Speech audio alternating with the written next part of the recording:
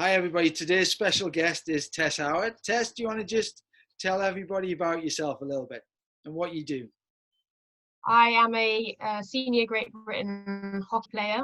I'm 21 years old. I'm at Durham University studying geography. I'm going into my third year. And yeah, I guess my life's kind of like been thrown up in the air for the last 18 months. And I've been on a journey from like watching the Great Britain team play at the English team play at the World Cup, watching them in the crowd to them being on that stage a few months later. So it's been a big whirlwind. It has, and I've been fortunate to see some of that progression, with being at Durham and working with guys in the first team over the last 18 months. But let me just remind people of what maybe they don't know is, what were you meant to be doing this summer? Graduating. Graduating. Yeah, I like that. No. Oh, sorry. Now. That's no. Sorry. When we first. No. What I was supposed to be doing this summer was hopefully going to the Olympics. Yeah, that little small tournament that happens every 4 years. The small thing that defines everything. Yeah. So, and I'm not going to judge anything on body language tests at all.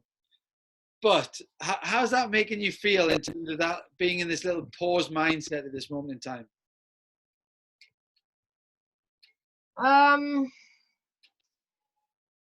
So I have had like a hard time putting the Olympics as a thing I wanted to aim for, because I was scared that it couldn't happen. And I didn't want to aim for it.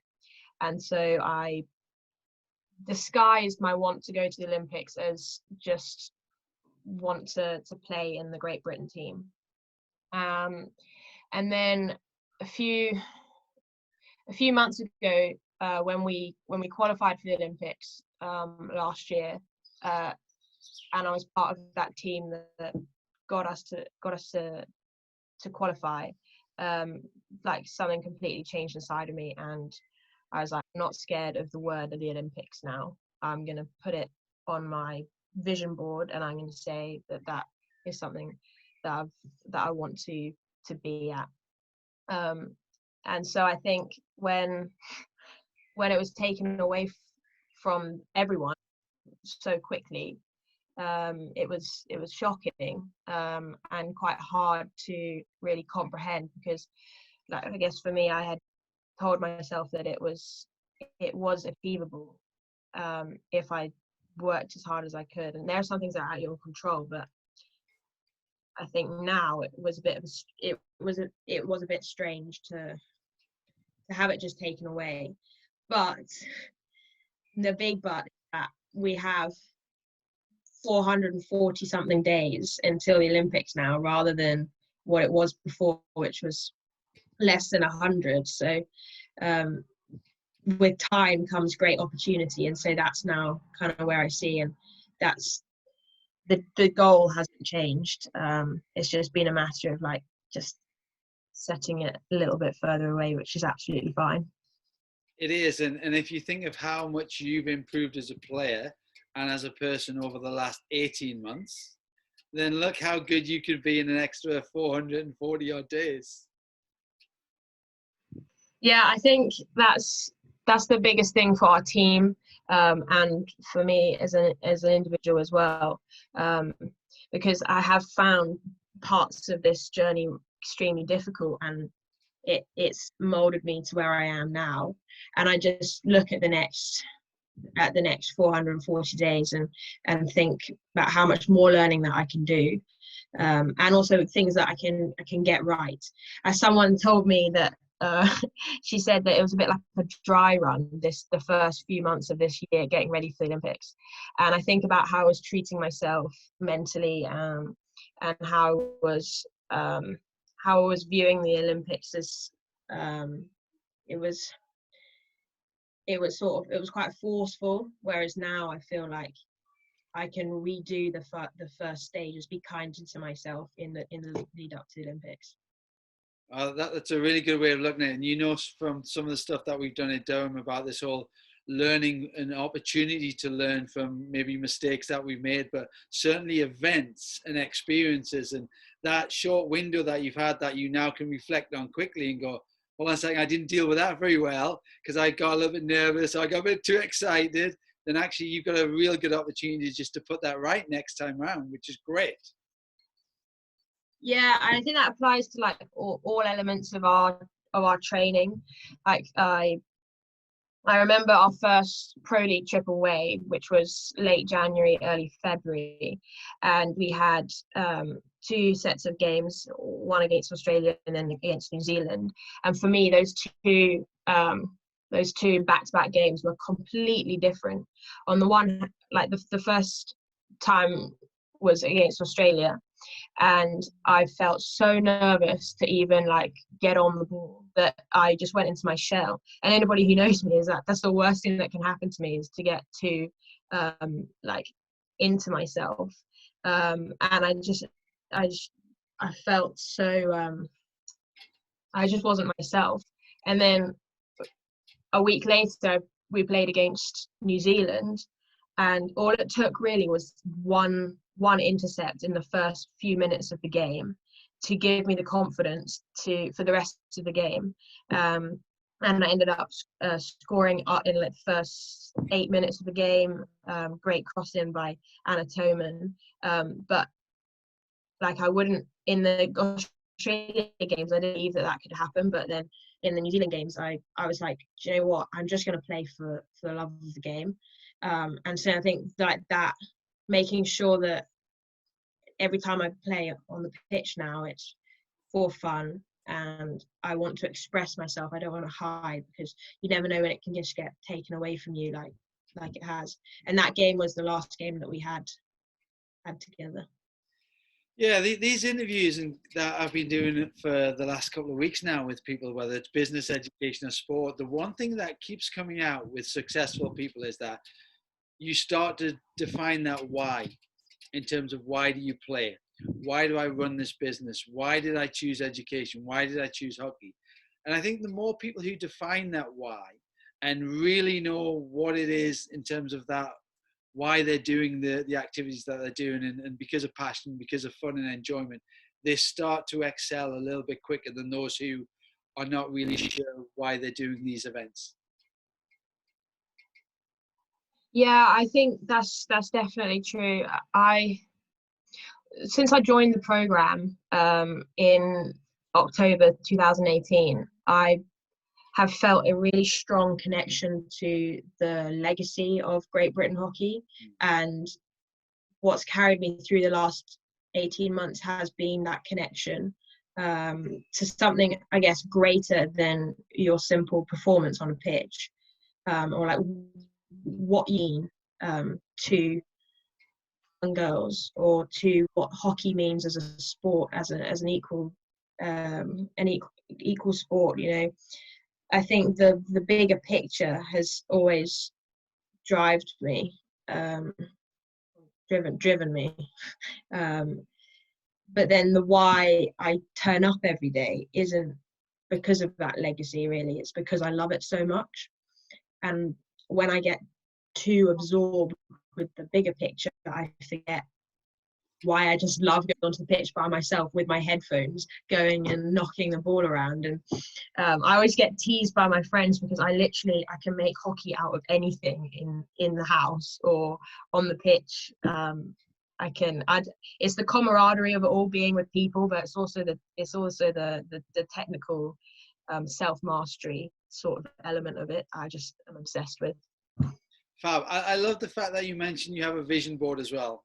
And I'm a big fan. And I still have my own. And every year I still sit down and I recreate my vision board for the year. Apart from those 5 rings, which I'm sure is on there now, Tess, what else is on that board? The vision board. Well, it's funny you asked that, because this morning I went through a lot of the papers that I brought back from my house in Cookham, that I've literally just got, like, most of the things behind me, those are just like piles and piles of papers of me drawing out goals and visions. And I mean, at the moment, so I have a lot of work I need to complete, so like my dissertation. So I guess that's sort of like a goal sort of thing. But on the vision board are the people who I admire the most, and who inspire me, and that mostly is the Rio 2016 team that won gold. What stand for inspires me, and then you have like Emma Watson, Barack Obama, people who are in my eyes social changers, connected to the bigger thing that is social justice in the world, I guess. Okay. We talked a little bit earlier about goals, and the fact is that current climate suggests that we can't necessarily fulfill all of our goals right now. And we talked about the fact that for me, I think there's probably 3 key areas that we need to work on. We need to do something physical, we need to do something educational, or something mental. And I also think we need to do something completely new. I think it's a great opportunity to not necessarily reinvent ourselves, but to make ourselves a little bit better when we do get to come out of this and come back to some form of normality. It'll be a different normality, but it'll certainly be some form of normality that we're used to. What are you doing? There's got to be this roller coaster in terms of your head about good days and bad days, because everybody who I'm speaking to is having them, and I'm having them myself. And I think my first week, because we're not allowed out the house for Jessica, as I mentioned. So I'm running 365 miles for a hospital charity this year. Now, I can't do that in my back garden. Well, I didn't think I could, but I've managed 45 miles in my back garden this month. So what are your goals? What are the hurdles? What are the barriers? What's coming in? What's going out? How are you getting through each day? Some days I don't know, to be honest.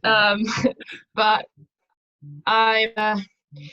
I'm thinking about the things that I need to connect to help me through the day. So I want to connect more with my soul, and my body. So I'm doing more yoga in the mornings, going for walks in forested areas rather than in the streets, to really connect to what's deeper inside of me. I'm listening to a lot of podcasts. I love Russell Brand's Under the Skin, and that connects a lot to what I'm doing in my geography degree. A lot of philosophy, sociology, but then I also wanted to connect with the community more. I wanted to connect with the hockey community. So and anybody who's part of the hockey community knows they're hockey mad. So I've been making little at-home workout videos, like hockey related, just with my little brother in the garden, just for some fun. Like, I never thought I would. It just started out as a joke, actually. Like Simon from One Hockey, he asked me to do a bottle flip challenge to promote One Hockey, and so it just started off like that, and people's reactions to Johnny, my little brother, they just adore him. So I thought, well, we're gonna have to do more videos with this, and then I don't know, some days it's just completely random.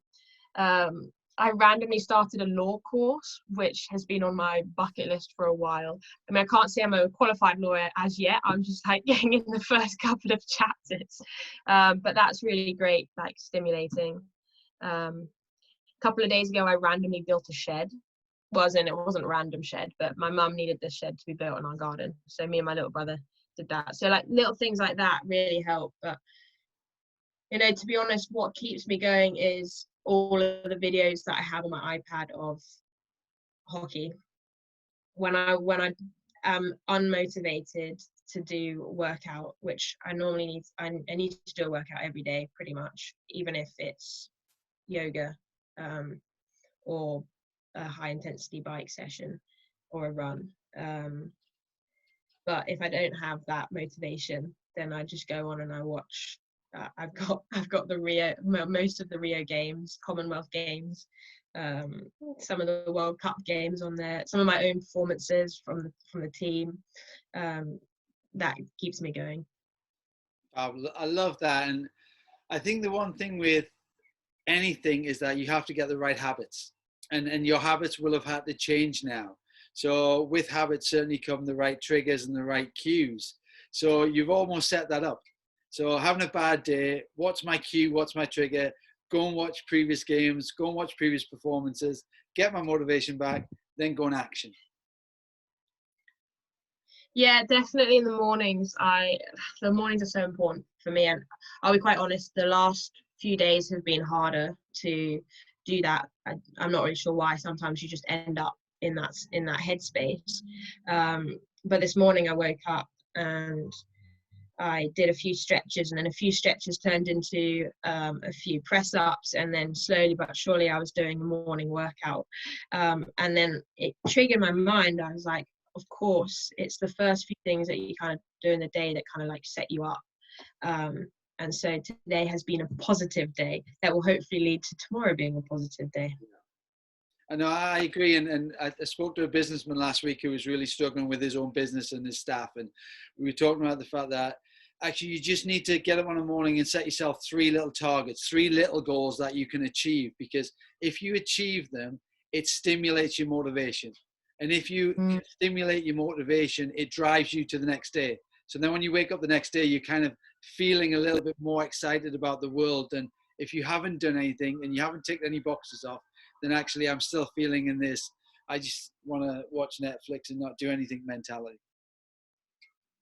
Yeah, definitely. So when we first went into lockdown, I created a calendar. Basically, I just drew it out. I'm not sure where it is right now, but I pinned it up on my board, and it was a countdown until we played Holland, which was actually last Monday.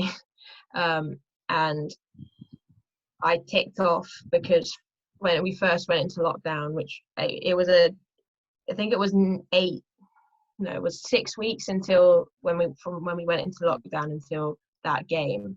And I believed at the time that we would be able to play our match against Holland. And it was a thing that we had all been building up to this whole year, was since we started, it was we're preparing ourselves to play Holland. So that helped me motivate training wise, because I was, until they cancelled it a few weeks before that, I was still, for some reason, convinced that we were going to play this match. But it really helped me early on with that motivation. And so I've reset it to May now, just a complete May, with some different targets around connecting to my body and to the hockey community and to like my mind and things like that. Fab. Tess, I'm intrigued about the conversation about connecting to your body and your soul and your mind. And I'm a big fan, as you well know, about performance psychology, but also the fact is that one of the things we've always tried to do with the hockey program at Durham, but my mentality has always been you have to connect the dots. You can't work them in isolation, because there's only one Tess, and Tess can't do S&C up there, and Tess can't do psych there, and she can't do a geography degree there. All of those roads lead back to you. How important is it for you to connect all those dots and continuously work on all of them in one sort of process for you? Yeah, it's massive.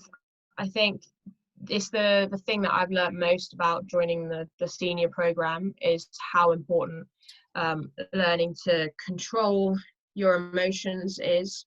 And I'm an emotive person. And it gives me great strength, but also can be a weakness at times. I struggle to switch off from hockey because I'm obsessed with it, in a usually a healthy way, but it has meant that I have trouble sleeping after matches and things like that, because I'm like reliving the game.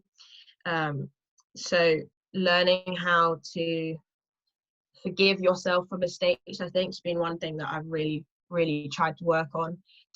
They call it just being kind to yourself. Like, you're not going to be perfect, so don't excuse yourself to be. But it's quite easy to say when then in reality your mind is thinking something completely different. But it's massive. I remember this. Well, the biggest change for me was when I broke my hand in the semi-final of the the Dutch game, which was the semi-final of the Europeans, and I broke it in the first couple of quarters, in the second quarter, just going down to block a ball, and the ball went on the side of my glove, so missed my glove and just went straight in. And I knew straight away that something was wrong, but we were losing the game, and we ended up losing quite horrifically, but I did not want to leave my teammates out there. Anyway, I spent a long time like feeling sad, and then I took myself to Norway just by myself. It was originally a kayaking trip that I had pre-booked with my mum, which turned into a not a kayaking trip because I could no longer kayak. But I went by myself just for 4 days, and I just realized that I didn't want to feel sorry for myself anymore, and I wanted to do something about this. And I had 8 weeks where I could use the bike, and I could do S&C work, and I could control my own body. And that was a feeling of control that I had never felt before. And it gave me incredible power. And when I'm struggling now, I think back to that time where I like completely changed my outlook on how I look after my body. And I realized that I had more self-confidence because I was looking after it. And I realized like I was thinking clearer. When I was on the hockey pitch, I wasn't as rash for some reason, just because I had this control over myself. It made me a better person and a player. Yeah, that's an interesting one. And again, throughout all of these conversations, the one thing that tends to come up, again, with really successful and high performance people is that it came from the legacy book, Better People Make Better All Blacks. And my opinion has always been, I think better people make better people. Yeah. I completely agree. And I don't think I've got a full grasp of it yet. And I'm understanding now that it's your journey as an athlete is also a philosophical journey, and I truly believe that more than ever now, because you have to almost create your own world when you're in lockdown. And so when this hopefully will blows over and we're back to normality, there's some things that I've learned in this lockdown period that I need to take forward to I guess achieve my ultimate goal, which is to achieve my potential, basically. I think that's probably it, and the team's potential. Yeah, and I think it's fine to feel frustrated. It's fine to feel anger. It's fine to have negative emotions. What you never want to do is to let those emotions affect your performance or affect your future. And that's where maybe that controls come in now, Tess, that you're able to kind of acknowledge it, and instead of allowing it to dictate, take a little bit of control and responsibility for it. Yeah, I think it's just come with maturity, I think. And the biggest thing for me has been knowing my role in the team. So we did a whole series about our super strengths before we went into the Olympic qualifiers. And the Olympic qualifiers was probably the scariest moment of my life, because if we didn't qualify, if we lost the games, we just simply wouldn't go to the Olympics. And that's sort of the finality of it, the deadline, the extreme pressure. I don't think people who hadn't experienced it before probably hadn't experienced anything like that. And I remember sort of having this bizarre clarity, even though I was like petrified that we weren't going to qualify. It was a clarity that kind of makes you even more driven. And so as a team, that's when we came together. Everybody knew their role. So when I go back, or when we were playing, just that simple clarity of what is my role at this time, what are my strengths. And for me, I didn't realize this, but my teammates said that my biggest strength that I can always come back to is bravery. And I think that's quite nicely summed up by the fact that I broke my hand trying to block a ball. But what they valued most in me was that not giving up. And whereas I thought it was like ability to score goals, or like ball manipulation, or setting up, creating, that sort of stuff, but what they valued most was actually a characteristic rather than a specific skill, which gave me so much empowerment that all I need to do on the pitch for my teammates to appreciate me or for me to feel valued is just to be the bravest self that I can be. Yeah, but that just comes back. Hand though, Tess. Let's do it without breaking any more bones. Without breaking my hand, yeah. So that clarity that was given to me by my teammates, one thing for me to hold on to, and it was in the second game, when the ball fell to me in the D, and I think it was the bravery that my teammates had given me, the courage to sort of to back yourself, which led to a goal, and then led to the team sort of feeling more relaxed, and led to another goal from Unzi, and then before you know it, we were 5-0 up, and we could cruise the rest of the game. So it's like small things like that, but that mean massive thing. In sport, there's a lot of fine margin. I've worked this year with a couple of the women Team GB basketball girls, and I don't know whether you followed any of their season, but they weren't expected to get to where they got to, and they got to the final qualifying game for the Olympics and managed to lose by 3 points. And picking up that mentality with them afterwards has been really tough, because they weren't expecting to get there. Their expectations were quite low in terms of going through the heats, and then all of a sudden they're there, and you're talking seconds away, and in basketball 3 points is one shot, and that was it. That's the difference between going to the Olympics and not going to the Olympics. So I guess for you, taking some confidence in the fact that yours is just a pause moment instead of maybe an end of an Olympic dreams, something to hang on to. Yeah, definitely. I mean, without that purpose in this period, it probably would have been a lot harder. And I know that my teammates, when we speak to each other, some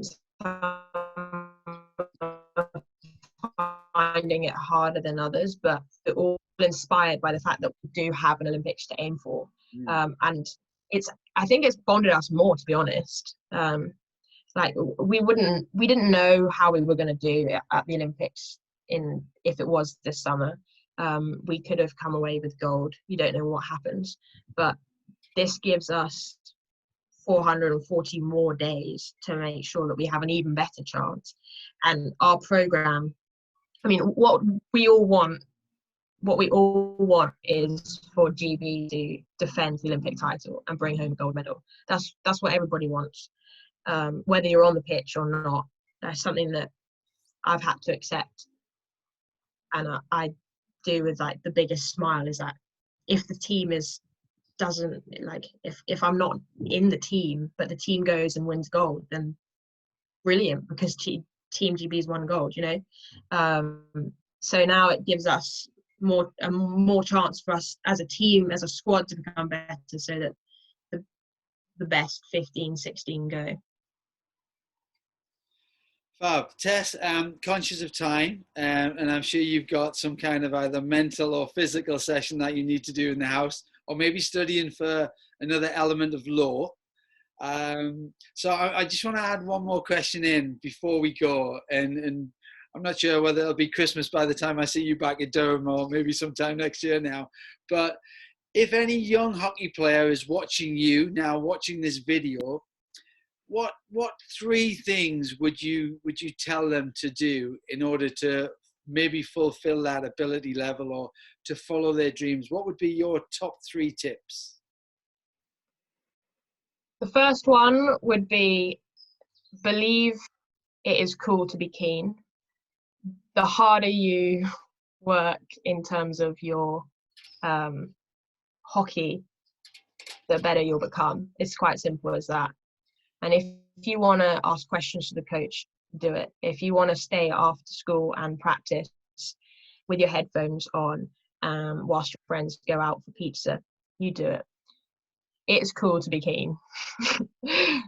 The second thing I'd say is don't put barriers on yourself, because when I was in the junior setup, I didn't ever think that I could be a senior international athlete until I went to that World Cup, sat in the stadium, and something changed inside of me, and I was like, wow, okay, finally I understand what this is all about. So don't limit yourself, don't limit your dreams. And I think the final one, which is linked to that, is like, be holistic in your life, because everything will intertwine. There are things I've learned in my geography degree that I could never have learned playing on the pitch, but impact me so much playing on that pitch. So having different interests, they'll all intertwine. So yeah, I think those are my three. Thank you very much. I am going to ask everybody to subscribe, because that's what you have to do now on YouTube. And share. What I'll do is I'll pull together a little Tess Howard top tips for people to download and have a little bit of fun with if they want as well. And the other thing is, and I'm going to say it out loud, Tess Howard, future Olympian. Thank you very much for today. And hopefully we will catch up soon. Thanks, Graham. That's very kind of you. You take care, and I'll speak to you soon, Tess. Thanks, Graham. Bye. And you. Bye.